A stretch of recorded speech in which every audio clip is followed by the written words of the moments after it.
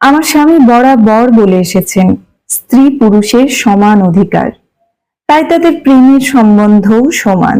এ নিয়ে আমি তার সাথে কোনো দিন তর্ক করিনি, কিন্তু আমার মন বলে ভক্তি মানুষকে সমান হতে বাধা দেয় না।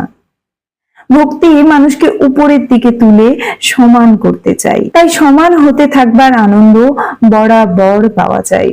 কোনোদিন তা চুকে গিয়ে হেলার জিনিস হয়ে ওঠে না। প্রেমের থালায় ভক্তির পূজা আরতির আলোর মতো। পূজা যে করে এবং পূজা যে পায়, দুজনের প্রতি আলো সমানভাবে পড়ে। আমি আজ নিশ্চয়ই জেনেছি স্ত্রী লোকের ভালোবাসা পূজা করেই পূজিত হয়।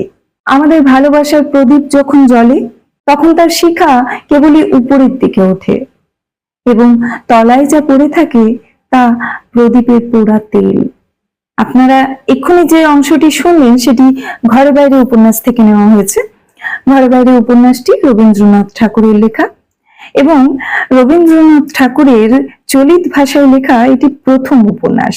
উপন্যাসটি মূলত একটি রাজনৈতিক উপন্যাস। বঙ্গভঙ্গ আন্দোলনের পটভূমিতে রচিত হয়েছে উপন্যাসটি।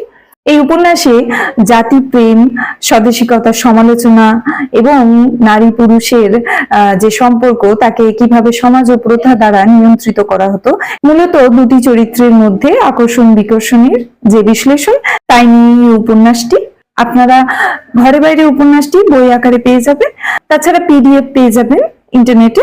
আর যদি ঘরে বাইরে উপন্যাসের অডিও স্টোরি শুনতে চান তাহলে মেঘ পিয়নের চ্যানেলটিকে ভিজিট করুন। আমরা নিয়মিত গল্প পাঠ করে শোনাচ্ছি। ধন্যবাদ।